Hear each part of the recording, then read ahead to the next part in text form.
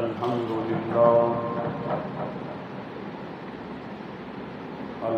لله وحده والصلاة والسلام على من لا نبي بعده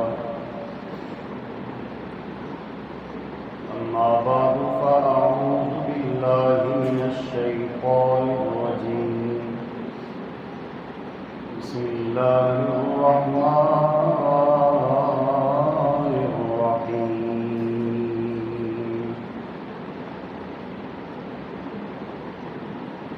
إنا نحن نزلنا الذكر وإنا له لحافظون وقال تعالى في مقام آخر لقد رضي الله على المؤمنين إذ يبايعونك تحت الشجرة فعلم ما في قلوبهم فأنزل الله سكينته عليهم وقال النبي صلى الله تعالى عليه وسلم إن لكل نبي رفيق ورفيقي في الجنة عثمان وقال النبي صلى الله عليه وسلم ألا أستحيي من رجل تستحيي منه الملائكة أو كما قال عليه الصلاة والسلام صدق الله مولانا العظيم وبلغنا رسوله النبي الكريم ونحن على ذلك لمن الشاهدين والشاكرين والحمد لله رب العالمين اللهم صل على سيدنا ومولانا محمد وعلى آل سيدنا ومولانا محمد وبارك وسلم عليه.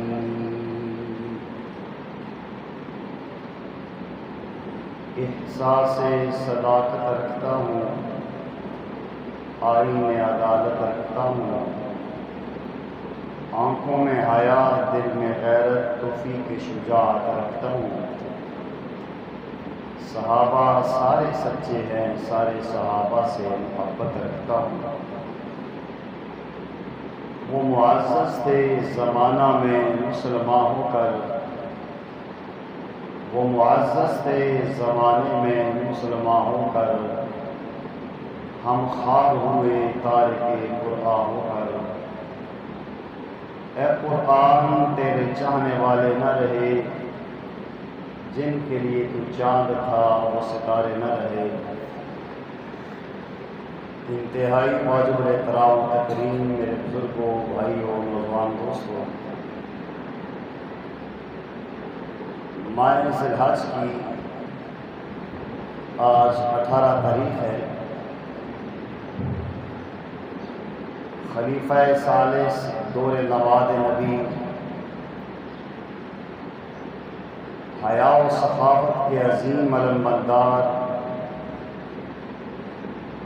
پیارے آقا کریم صلی اللہ علیہ وسلم کی نظروں میں محبوب صحابی سیدنا عثمان بن عفان رضی اللہ تعالیٰ عنہ کا یوم شہادت بھی ہے. اور پوری دنیا میں تمام وہ لوگ جن کے سینوں میں دل دھڑکتا ہے، جن کے دل میں اللہ رسول قرآن کی محبت ہے، آج پوری دنیا میں سویڈن میں ایک گستاخ قرآن کے اس برے فعل پر سراپا احتجاج بھی ہیں. اور آج پورے ملک میں یوم احتجاج بھی منایا جا رہا ہے. سامعین گرامی قدر، جو قومیں اپنی ماضی کو بھول جاتی ہیں، اپنے اندر وہ صفات اور کمالات پیدا نہیں کر سکتی جو ان کے بڑوں میں ہو۔ دنیا میں ذلت خواری انہی کا مقدر ہوا کرتا ہے۔ آج ہر کچھ ماں کے بعد ایسی ضرور کوئی حرکت ہوتی ہے جو قرآن و سنت کے صحابہ اہل بیت نبی علیہ السلام کے گستاخ ایسے فعل کا مرتکب ہو کے ہمارے ایمان کا امتحان لیتے ہیں، اور اس کے بعد کچھ وقت تک یہ معاملہ چلتا ہے اور پھر ٹھنڈا ہو جاتا ہے۔ اللہ جل جلالہ اس کی بنیاد کو سمجھنے کی اور قرآن کریم، صحابہ اہل بیت اور نبی پاک صلی اللہ علیہ وسلم کے ساتھ والہانہ عقیدت اور محبت عشق کی انداز تک حد تک ہمیں کرنے کی توفیق نصیب فرمائے۔ سامعین گرامی قدر، سیدنا عثمان غنی رضی اللہ تعالیٰ عنہ پیارے آقا کریم صلی اللہ علیہ وسلم کے صحابہ کرام میں وہ صحابی ہیں کہ جن میں نبی پاک صلی اللہ علیہ وسلم کی حیا،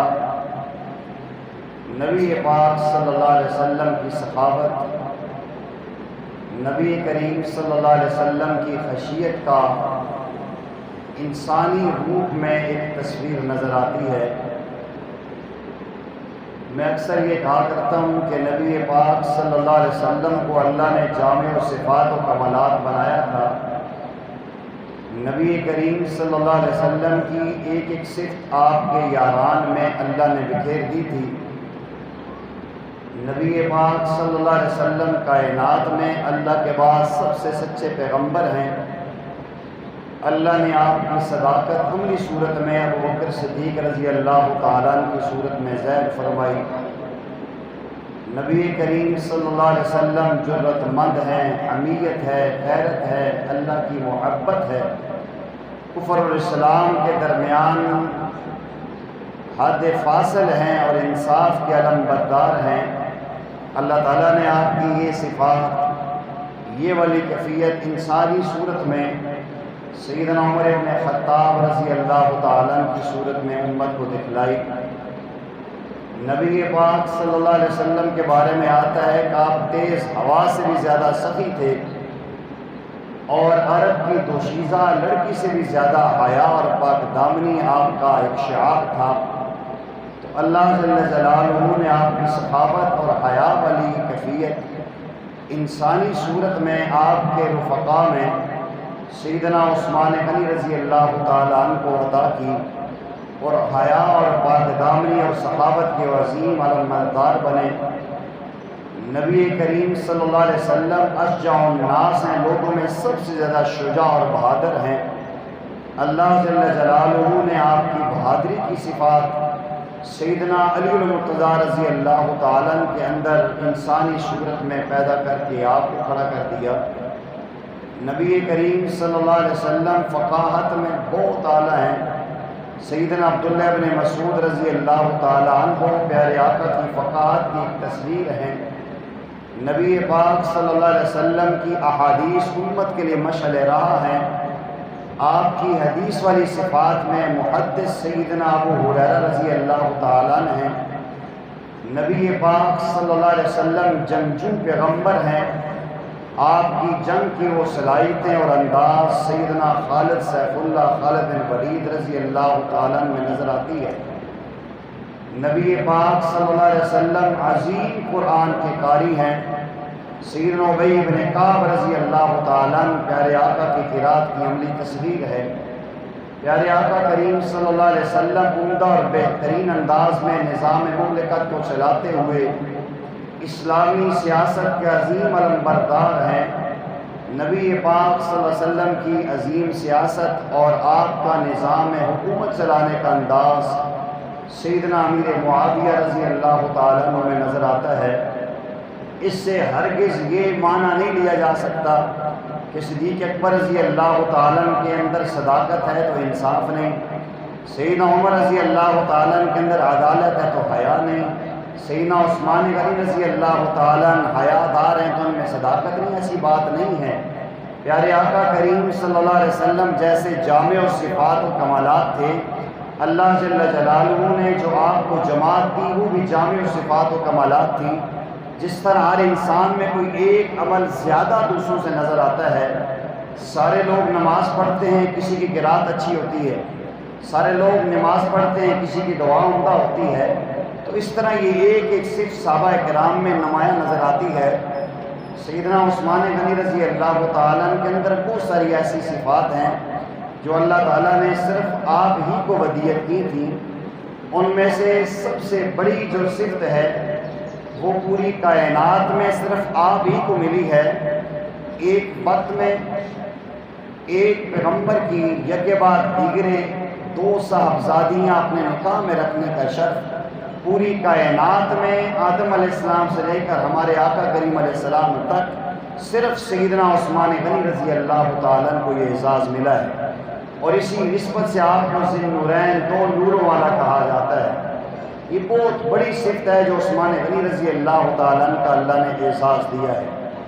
سیدنا عثمان غنی رضی اللہ تعالیٰ عنہ کی دوسری بڑی صفت حیا اور پاک دامنی کی ہے۔ آپ نے زمانہ جاہلیت میں بھی کسی غیر عورت کو نہیں دیکھا اور اس کو ٹچ تک نہیں کیا۔ سیدنا عثمان غنی رضی اللہ تعالیٰ عنہ زمانہ جاہلیت میں جب سرعام شراب پی جاتی تھی کبھی بھی ایک گھونٹ بھی اس کا نہیں پیا۔ یہ بھی بہت بڑی صفت ہے جو عثمان غنی رضی اللہ تعالیٰ عنہ کو اللہ نے عطا کی ہے۔ نبی پاک صلی اللہ علیہ وسلم کے ساتھ 5ویں پشت میں آپ کا خاندان مل جاتا ہے۔ سیدنا عثمان غنی رضی اللہ تعالیٰ عنہ کے اندر جو تیسری صفت ہے سخاوت کی، یہ بھی بہت نمایاں اور بہت بڑی ہے۔ نبی کریم صلی اللہ علیہ وسلم کے یہ صحابی دنیا میں نبی پاک صلی اللہ علیہ وسلم سے کئی مرتبہ جنت کی بشارتیں حاصل کر گئے۔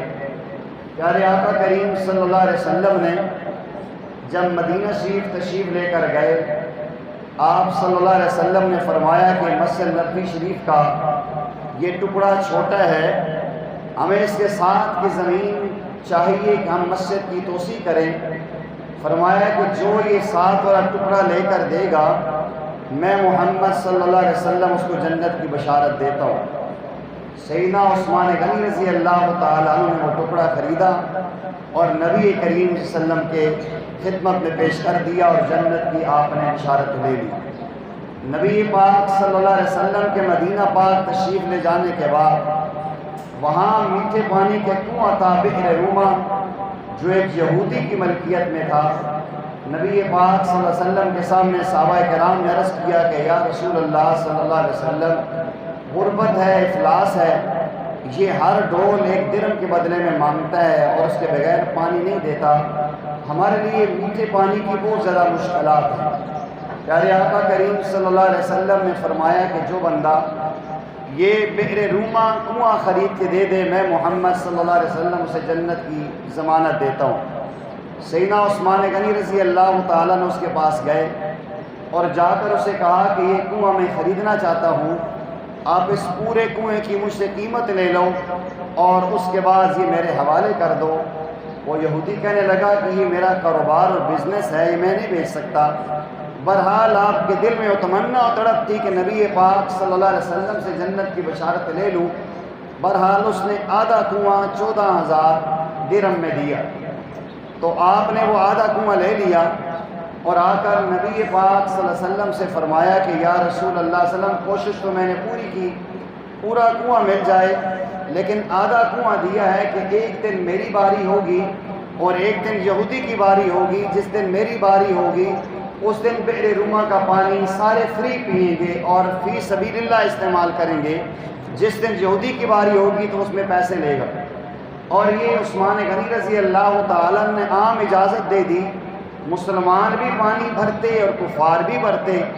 اب جب اس یہودی نے دیکھا کہ میرا کاروبار تو مار پڑ گیا ہے، مجھ سے کوئی جو ہے کہ پانی لیتا ہی نہیں ہے، اس نے پیغام دیا کہ عثمان یہ باقی دوسری باری بھی تو لے لے۔ تو سیدنا عثمان غنی رضی اللہ تعالیٰ عنہ، بعض روایات کے اندر آتا ہے 6,000، بعد میں آتا ہے 7,000 درہم دیے اور پورا کنواں لے لیا اور آ کر عرض کیا یا رسول اللہ صلی اللہ علیہ وسلم، آج کیا ہو یہ پورا کنواں آپ کے حوالے کرتا ہوں۔ نبی پاک صلی اللہ علیہ وسلم نے فرمایا عثمان تیرے لیے جنت واجب ہو چکی ہے۔ یہ بھی بہت بڑا ایک اعزاز سیدنا عثمان غنی رضی اللہ تعالیٰ عنہ کو اللہ نے دیا ہے۔ اللہ تعالیٰ نے آپ کے دل میں سخاوت اور اللہ کی راہ میں خرچ کرنے کا جذبہ اتنا رکھا تھا کہ انسان اس کا تصور نہیں کر سکتا۔ ایک واقعہ یوں ملتا ہے کہ نبی پاک صلی اللہ علیہ وسلم کی گھر میں دعوت کی، پیارے آقا کریم صلی اللہ علیہ وسلم ان کے گھر میں ان کی دعوت پہ تشریف لائے، کھانا تناول فرمانے کے بعد پیارے آقا جا رہے ہیں تو عثمان غنی آپ صلی اللہ علیہ وسلم کے قدمین کے نشان کو دیکھ رہے ہیں۔ پیارے آقا کریم صلی اللہ علیہ وسلم نے اچانک دیکھا اور کہا عثمان خیر تو ہے، آج میرے نشان قدم کو دیکھ رہا ہے۔ عرض کرنے لگے کہ میں نے اللہ سے یہ نظر مانی ہے، آج میرے آقا کریم صلی اللہ علیہ وسلم میرے گھر میں آئیں گے، جتنے قدم آپ کے لگیں گے میں اتنے غلام اللہ کی راہ میں آزاد کرواؤں گا۔ یہ بہت بڑی عزت و عظمت اور شان ہے سیدنا عثمان غنی رضی اللہ تعالیٰ کی۔ اسی انداز میں ایک اور واقعہ آتا ہے، اما عائشہ صدیقہ رضی اللہ تعالیٰ عنہ فرماتی ہیں کہ ایک دن ایسا آیا کہ نبی کریم صلی اللہ علیہ وسلم کے گھر میں کھانے پینے کی کوئی چیز نہیں تھی۔ پیارے آقا کریم صلی اللہ علیہ وسلم گھر میں آئے، تلاش کیا، فرمایا کچھ ہے؟ میں نے عرض کیا یا رسول اللہ صلی اللہ علیہ وسلم کچھ بھی نہیں۔ آپ مسجد نبوی میں چلے گئے، آپ نے دعا ورا کی اور پھر واپس آئے۔ زور کے ٹائم سے یہ معاملہ شروع ہوا۔ فرماتی ہیں پیارے آقا آتے ہیں، گھر میں کچھ بھی نہیں ہوتا، واپس چلے جاتے ہیں، پھر آتے ہیں، پھر چلے جاتے ہیں، یہاں تک کہ عصر کا وقت ہو گیا۔ میرے دل میں ایک جذبہ تھا، میرے دل میں ایک چیز تھی کہ میں عثمان غنی رضی اللہ تعالیٰ کو کس طریقے سے پہنچا دوں کہ پیارے آقا صلی اللہ علیہ وسلم کی یہ بات پتہ چلے گی تو عثمان وہ جانثار ہے پیارے آقا کا کہ وہ سب کو نچھاور کر دیں گے۔ اتفاق کی بات ہے کہ عصر کے وقت میں پیارے آقا کریم علیہ السلام نماز کے بعد گھر تشریف نہیں لائے۔ عثمان غنی رضی اللہ تعالیٰ عنہ نے پوچھا آج پیارے آقا کریم علیہ السلام کا رخ انور سے ایک پیشانی ظاہر ہو رہی ہے، خیر تو ہے؟ اما عائشہ صدیقہ رضی اللہ تعالیٰ عنہ فرما دیتی ہے میں نے ساری صورتحال عرض کر دی۔ پیارے آقا کریم صلی اللہ علیہ وسلم کا یہ غلام فوراً گھر گئے، گھر سے جو کچھ تھا کھجور، آٹا، جو، زیتون، جو چیزیں تھیں حریرہ تیار کیا اور اپنی کمر پہ لاد کے اٹھا کے نبی کریم صلی اللہ علیہ وسلم کے گھر آنے سے پہلے آپ کے گھر میں پہنچا کے نکل گئے، اور جا کر فوراً مسجد میں یہ کہا بھی نہیں کہ یا رسول اللہ صلی اللہ علیہ وسلم آپ بھوکے ہیں پورے دن سے، مجھے ابھی پتہ چلا ہے تو میں نے ابھی کھانا آپ کے لیے لے آیا۔ بالکل ان کے اندر نمبر بنانے کی یا بتلانے کی تشہیر کا تصور بھی نہیں تھا۔ اما عائشہ فرماتی ہیں پیارے آقا جب گھر میں تشریف لائے، پوچھا عائشہ کوئی اللہ نے انتظام کیا ہے؟ میں نے عرض کیا عثمان آئے تھے اور یہ معاملہ کیا ہے۔ فرماتی ہیں کہ پیارے آقا کریم صلی اللہ علیہ وسلم نے کھانا تناول نہیں فرمایا، فوراً دوبارہ مسجد میں چلے گئے اور فوراً اللہ کے سامنے ہاتھ اٹھا دیے اور کہا کہ اللہ میں عثمان سے راضی ہو چکا ہوں، اے اللہ تو تیری رحمت کا واسطہ دیتا ہوں، تو بھی عثمان سے راضی ہو جا۔ بہت بڑی بات ہے عثمان غنی رضی اللہ تعالیٰ کی عظمت اور شان کے لیے۔ آپ کی حیا اور پاک دامنی کے حوالے سے ایک واقعہ لکھا ہے اور اتنا مشہور ہے، آپ میں سے اکثر احباب نے یہ سماعت کیا ہوا ہے۔ اما عائشہ صدیقہ رضی اللہ تعالیٰ عنہ راویہ ہیں، فرماتی ہیں کہ پیارے آقا کریم علیہ السلام میرے حجرے میں تشریف فرما تھے، آپ نے اپنے پاؤں مبارک دراز فرمائے ہوئے تھے، دروازے پہ دستک ہوئی، آپ نے پوچھا من دق الباب، کون دروازہ کھٹکھٹا رہا ہے؟ آواز ہے یہ ابو بکر، فرمایا آ جاؤ، آ کے بیٹھ گئے، جو کو بات چیت کرنی تھی وہ بات فرما رہے تھے۔ کچھ دیر کے بعد دوبارہ پھر دروازے پہ دستک ہوئی، پوچھا کون ہے؟ فرمایا کہ عمر، پیارے آقا نے اجازت دے دی آ جاؤ۔ انہوں نے جو بات چیت کرنی تھی آ کے بات چیت کی، چلے جائے۔ کچھ دیر کے بعد اماں فرماتی پھر دروازے پہ دستک ہوئی اور بتلانے پر پتہ چلا کہ عثمان آئے ہیں۔ پیارے آقا نے فرمایا کچھ لمحے ٹھہر جاؤ۔ عثمان غنی رضی اللہ تعالیٰ کچھ لمحے ٹھہرے، پیارے آقا نے اپنی دھوتی مبارک ٹھیک کی، صحیح ہو کے بیٹھے اور فرمایا عثمان آ جاؤ۔ عثمان غنی رضی اللہ تعالیٰ تشریف لائے، پیارے آقا کریم علیہ السلام سے جو بات ارشاد فرمانی تھی وہ بات کہی۔ پیارے آقا علیہ السلام پہ یہ غلام جب واپس تشریف لے گئے تو اما عائشہ صدیقہ رضی اللہ تعالیٰ عنہ فرماتی ہیں میں نے پیارے آقا کریم علیہ السلام سے کہا کہ یا رسول اللہ صلی اللہ علیہ وسلم مجھے بات سمجھ نہیں آئی، میں تو یہ سمجھی ہوں کہ آپ نے اپنے داماد کو عزت دی ہے، آپ کے دو خسر آئے ہیں، آپ نے ان کو عزت نہیں دی، کہ جس حال میں آپ تشریف فرما تھے آپ نے اسی حال میں ابوبکر کو بھی بلا لیا، میرے ابا جان کو عمر بھی آ گئے، لیکن عثمان غنی رضی اللہ تعالیٰ جب آئے تو آپ نے ان کو روکا اور سیدھے ہو کے بیٹھ گئے، آپ نے گویا اپنے داماد کو عزت دی ہے۔ فرمایا عائشہ آپ سمجھی نہیں ہیں، بات ایسی نہیں ہے کہ میں نے ابو بکر عمر کو عزت نہیں دی اور عثمان کو عزت دے دی ہے۔ بڑا عجیب ایک تاریخی جملہ ارشاد فرمایا، یا عائشہ تو الا استحیی من رجل تستحیی منہ الملائکہ، عائشہ کیا میں اس بندے سے حیا نہ کروں جس سے آسمان کے فرشتے بھی حیا کرتے ہیں؟ عثمان غنی رضی اللہ تعالیٰ اتنے حیادار تھے کہ آپ نے زندگی میں لکھا ہے کتابوں میں کہ سطر پر بھی نگاہ نہیں ڈالی۔ اتنے حیا اور پاک دامنی کا جذبہ سیدنا عثمان غنی رضی اللہ تعالیٰ کو اللہ نے دیا تھا۔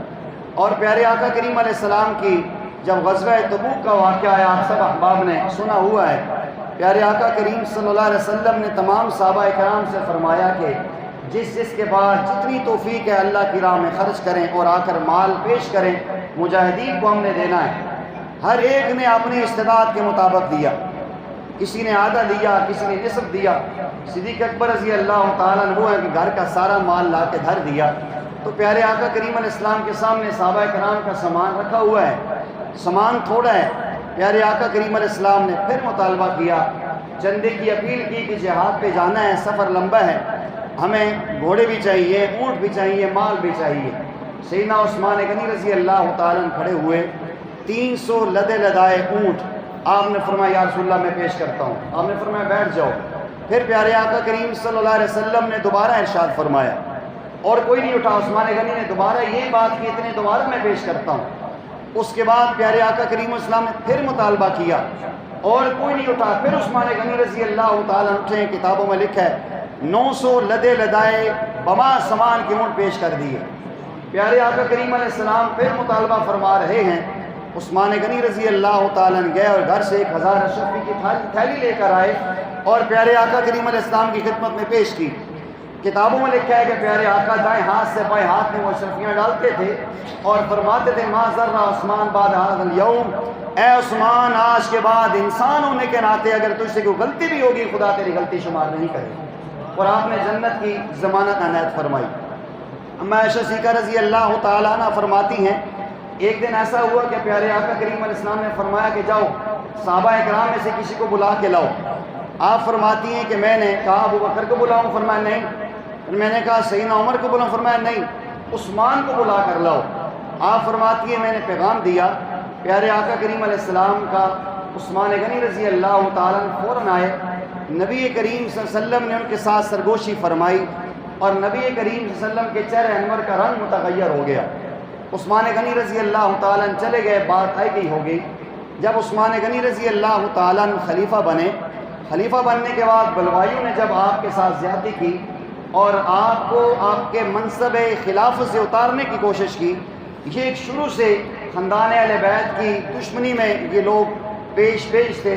صدیق اکبر رضی اللہ تعالیٰ کی خلافت کی بیعت ہوئی، اس وقت بھی قبیلہ بنو سعدہ میں یہ ایک شوشہ اڑایا تھا کہ ایک انصار میں سے امیر ہوگا اور ایک مہاجرین میں سے، وہاں بھی فساد کی کوشش کی، لیکن صدیق اکبر نے فرمایا تھا، پیارے آقا نے فرمایا الامت من قریش کے تمام عمراء خلفاء قریش میں سے ہوں گے، تو اس میں اتفاق ہوا، لیکن کچھ وہاں بھی انتشار بنا۔ پھر عثمان غنی رضی اللہ عنہ سے پہلے سیدنا عمر رضی اللہ تعالیٰ عنہ کو لؤلؤ فیروزی ملعون نے مسجد میں فجر کی نماز میں خنجر مار کے آپ کو شہید کیا۔ یہ ترتیب آگے چل رہی تھی۔ عثمان غنی رضی اللہ تعالیٰ عنہ کے پہلے 4-5 سال بڑے اچھے گزرے۔ اس کے بعد آپ کی فطرت میں شرافت تھی، آپ حلیم تھے اور بردبار تھے۔ آپ یقین کریں کہ اگر سیدنا عثمان غنی رضی اللہ تعالیٰ عنہ چاہتے تمام صبائیوں کی نسل ختم ہو سکتی تھی۔ جب آپ رضی اللہ تعالیٰ عنہ مسجد نبوی میں داخل ہوئے، اندر آ رہے ہیں تو دیکھا ایک بندے کے ہاتھ میں خنجر ہے۔ آپ نے پوچھا تم کون ہے، کیوں آیا ہے؟ اس نے کہا میں آپ کو قتل کرنے کے لیے آیا ہوں، اس لیے کہ فلاں جو گورنر ہے اس نے میرے ساتھ زیادتی کی ہے۔ عثمان غنی رضی اللہ عنہ فرمایا تو اس کی شکایت لے کر میرے پاس آیا؟ اگر تو شکایت لے کر آتا اور میں تیری شکایت پوری نہ کرتا پھر تجھے حق تھا، جب تو آیا نہیں تو تجھے حق تو نہیں پہنچتا۔ صحابہ کرام نے کہا یا حضرت یہ قاتل ہے اور یہ آ چکا ہے، اس کو پکڑیں اور اس کو یہاں سزا دیں۔ آپ نے فرمایا کوئی بندہ اس کی ضمانت دے کہ یہ میری خلافت میں یہاں سے چلا جائے مدینہ سے، میں اس کو چھوڑتا ہوں۔ وہ اپنا بندہ لے آیا، اس نے ضمانت دی، سیدنا عثمان غنی رضی اللہ تعالیٰ نے اس کو چھوڑ دیا۔ بعد مصیبت وقت نے آپ کو شہید بھی کیا۔ تو سیدنا عثمان غنی رضی اللہ عنہ کے گھر کا جب محاصرہ ہوا، آپ کے دروازے پہ امام حسن و حسین رضی اللہ عنہ پہرا دے رہے ہیں، سیدنا محمد بن علی اور یہ جتنے حضرات ہیں سارے صحابہ کرام ہیں، سیدنا علی المرتضیٰ رضی اللہ تعالیٰ عنہ آئے اور عرض کیا، حضرت آپ اشارہ فرمائیں، چاند لمحوں میں ساروں کی بیچ کو نہیں ہم کر سکتے ہیں، آپ اشارہ فرمائیں۔ آپ اتنے حلیم تھے، اتنے بردبار تھے، آپ نے فرمایا کہ ایسا نہیں ہو سکتا، میں اپنا نام ان خلفاء میں نہیں لکھوانا چاہتا کہ جن کے دور خلافت میں پیارے آقا کی مسجد نبوی میں خون ریزی ہو، میں نہیں چاہتا کہ مسجد نبوی کی بے ادبی ہو، میں جان دے سکتا ہوں لیکن مسجد نبوی کے معاملات اور حالات کو خراب نہیں کر سکتا۔ جب معاملات زیادہ بگڑے اور ان کا راستہ بند کر دیا گیا تو شہادت سے پہلے آپ رضی اللہ تعالیٰ عنہ چھت پہ آئے اور آپ نے فرمایا، لوگوں آج مسجد نبوی جس کی زمین میں نے خرید کے اللہ کے نبی کو دی تھی اور اللہ کے نبی صلی اللہ علیہ وسلم نے اس میں وسعت فرمائی تھی، اس میں 2 رکعت مجھے نہیں پڑھنے دیتے، اور جس کنویں کو میں نے خریدا تھا اللہ کے نبی نے جنت کی مجھے ضمانت دی تھی، اس کنویں کا ایک گھونٹ پانی مجھے نہیں پینے دیتے۔ لوگوں، جو انسان مرتد ہو اسے قتل کیا جاتا ہے، جو انسان سرعام زنا کرے یا بدکاری کرے یا قتل کرے اس کو قتل کیا جاتا ہے۔ میں جب سے پیدا ہوا آج تک زمانہ جاہلیت میں زنا نہیں کیا، شراب نوشی نہیں کی، قتل نہیں کیا، اور جو میں نے ہاتھ رسول اللہ صلی اللہ علیہ وسلم کے ہاتھ میں دیا ہے آج تک میں نے اسلام کے خلاف بات نہیں کی ہے، مجھے آپ کیوں قتل کرنا چاہتے ہو؟ بہرحال وہ بلوائی تھی، آپ کے ساتھ معاملہ ہوا، آپ نے وہ واقعہ سنایا کہ پیارے آقا صلی اللہ علیہ وسلم نے مجھے بلایا تھا اور مجھے فرمایا تھا کہ عثمان تجھے اللہ خلافت دیں گے اور چند ایسے مشہوس اور ایسے منحوس لوگ آئیں گے جو آپ سے خلافت کا منصب چھیننا چاہیں گے، آپ کی خلت اتارنا چاہیں گے، عثمان وعدہ کرو ان کی بات نہیں مانو گے، جان دے دینا اور خلافت کو سنبھال کے رکھنا۔ تو میں پیارے آقا علیہ السلام کے وعدے کا پابند ہوں، جان دے دوں گا، خلافت سے دستبردار نہیں ہوں گا۔ اور پھر آپ نے فرمایا کہ 40 دن گزرنے کے بعد جب محاصرے میں تھے، آج رات پیارے آقا کریم صلی اللہ علیہ وسلم کی زیارت ہوئی ہے، پیارے آقا صلی اللہ علیہ وسلم نے فرمایا عثمان 40 دن سے روزے میں ہو، کھانا اور پینا بند کیا گیا تھا، آج افطاری جنت میں ہمارے ساتھ ہوگی۔ آپ نے ہزار بند باندھی، نیچے آئے اور بڑی بے دردی کے ساتھ مظلومانہ انداز میں آج کا دن جو 18 ذی الحج ہے، اس دن میں سیدنا عثمان غنی رضی اللہ تعالیٰ عنہ کو شہید کیا گیا۔ سامعین گرامی قدر، وقت مختصر ہے، حالات تو بہت زیادہ ہیں۔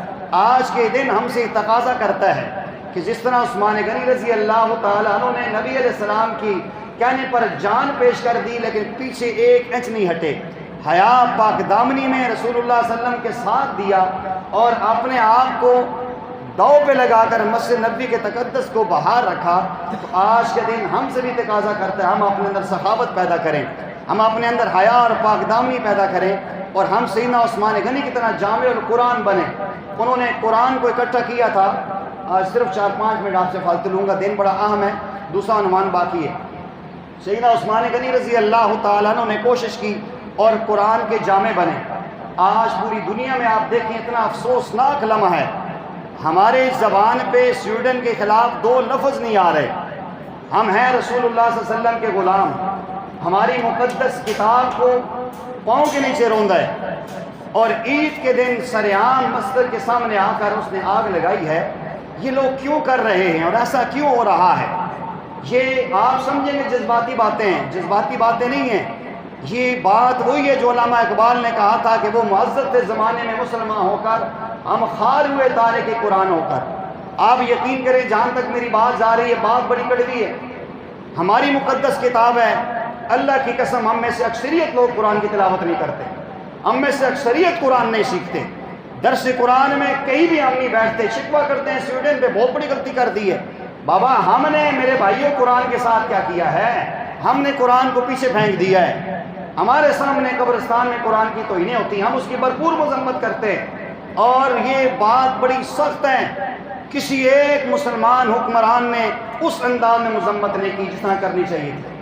آج ہم شکوہ کرتے ہیں کہ یہ ہو رہا ہے، ٹھیک ہے آج احتجاج ہو رہا ہے پورے پاکستان میں سیدنا عثمان غنی کی شہادت کا بھی اور قرآن کی گستاخی کا بھی، لیکن میں سلام پیش کرتا ہوں روس کے صدر کو، اس رشیا کے صدر کو، خدا کی قسم ہے وہ کافر ہے لیکن کام اتنا بڑا کر گیا ہے۔ اس نے کہا کہ عید کے دن اس نے قرآن اٹھایا ہاتھ میں اور اس نے کہا کہ ساری دنیا میں قرآن کی توہین کرنا آسان ہے، روس میں کر کے دکھاؤ۔ اس نے روس میں قرآن کی توہین نہیں ہوگی، اس نے قرآن سینے سے لگایا ہے۔ اور اس نے کہا کہ سب سے سخت ترین یہ جرم ہے جو قرآن کی توہین ہوتی ہے، اور اس نے کہا کہ قرآن میرے لیے فخر ہے اور میں روس میں خاص عمدہ جگہ پہ اس قرآن کو رکھوں گا۔ اور اس نے پیغام دیا ہے ساری دنیا کے ان لوگوں کو کہ قرآن کی توہین ہم برداشت نہیں کریں گے۔ ریشیا کی پارلیمنٹ میں متفقہ قرارداد پیش ہوئی ہے اس کے خلاف مذمت کی۔ آج ہم کہاں جا رہے ہیں؟ بات تو بڑی سخت یہ بات کرتا ہوں، آپ لوگ ناراض ہوتے ہیں۔ بھائی آپ ایسے لوگ اندر بھیجتے ہیں اسمبلی میں جنہیں قرآن آتا نہیں، جنہیں سورہ اخلاص نہیں آتی، وہ خاک قرآن کا دفاع کریں گے، وہ خاک قرآن کے تحفظ کی باتیں کریں گے، انہیں شراب اور کباب اور زنا اور یہ چیزیں اچھی لگتی ہیں۔ یہ ہمارا اپنا قصور ہے۔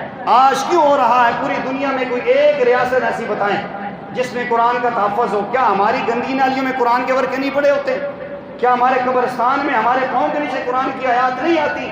یہ کیا ہو رہا ہے؟ ہم اس کی مذمت کرتے ہیں، بھرپور مذمت ہے، قرارداد پیش کرتے ہیں، ہم ان پہ کروڑوں لعنتیں پیش کرتے ہیں اس بدبختوں پہ، لیکن آخر کیوں ہیں؟ ہم بھی تو قرآن کا تقدس نہیں کرتے۔ آپ جا کے قبرستان میں دیکھیں، قرآن ذرا سا کمزور ہوتے ہیں، ہم کھمبوں کے پاس نیچے قرآن پڑا ہوتا ہے مسلمانوں کی بستیوں میں۔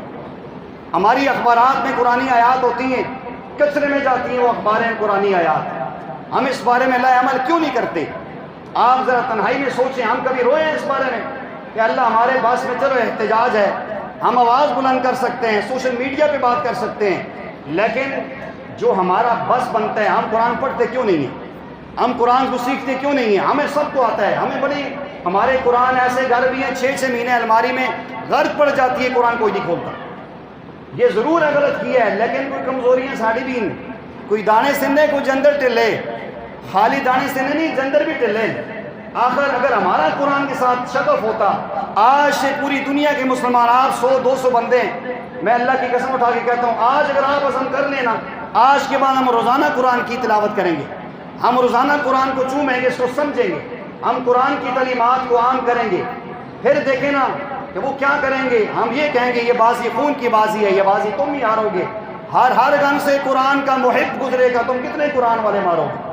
لیکن شرط اس بات کی ہے، خدا را سن لو، کبھی نبی علیہ السلام کے کارٹون بنا رہے ہیں، کبھی نبی علیہ السلام کے خاکے بن رہے ہیں، کبھی قرآن کی توہین ہو رہی ہے اور ہم تج سے مس بھی نہیں ہیں۔ میں بڑے وثوق سے کہہ سکتا ہوں جتنا مجمع اوپر نیچے 3 حالوں میں بیٹھا ہے، آپ نہ خود فیصلہ کرنا کتنے تڑپے ہیں اس بارے میں، کتنے روئے ہیں۔ چلو 2 آنسو بھی ہم نہیں بہا سکتے، خیر ہے جی، ہوندے ہو جی، ساڑا کام کیے ہے جی، اسی کر کے سکتے ہیں جی۔ کل اللہ پوچھیں گے بتاؤ تم نے کیا کیا ہے؟ تمہارے پاس کلمہ حق بلند کرنے کا وقت کتنا کلمہ حق بلند کیا ہے؟ قرآن کا ساتھ کتنا دیا ہے؟ قرآن کو سمجھا کتنا ہے؟ قرآن کے 5 حقوق ہے، اس کا ایمان لانا، قرآن کو صحیح پڑھنا، اس کو سمجھنا، اس پہ عمل کرنا اور پھیلانا۔ اکثر قرآن ہمارے مسلمانوں کو نہیں آتا، نہیں سیکھتے۔ شکوہ سویڈن پہ ہے، کیوں کیا ہے؟ کیوں توہین کی ہے؟ وہ اگر پوچھ لے ہم سے بابا تجھے قرآن آنے سورہ فاتحہ آنی ہے سنانا ذرا۔ آج ہم نے بے رخی کی ہے، خدا کی قسم، جب یہ آج اللہ آزمائشیں میں دے رہا ہے۔ آج سے 20-30 سال پہلے قرآن کی توہین کیوں نہیں ہوتی تھی؟ آج سے کچھ عرصہ پہلے اسلام کے خلاف باتیں کیوں نہیں ہوتی؟ ہمیں اسلام نہیں پسند۔ جتنے بھی احباب ہیں آپ اس کو برا سمجھے، ہمیں اسلام نہیں اچھا لگتا۔ اسلام اچھا لگتا ہے، ہمیں نبی علیہ السلام کی سنت اچھی نہیں لگتی، نبی علیہ السلام کی سیرت اچھی نہیں لگتی، ہمیں جب تک سود کے پیسے نہ لیں مزہ نہیں آتا، ہم رشوت نہ لیں ہمیں سکون نہیں آتا، ہم جھوٹ نہ بولیں ہماری کاروبار نہیں چلتا، دعویٰ ہم کرتے ہیں رسول اللہ صلی اللہ علیہ وسلم کی غلامی کا۔ ہمیں سوچنا چاہیے، جی ہمیں للکار رہے ہیں، جھنجھوڑ رہے ہیں۔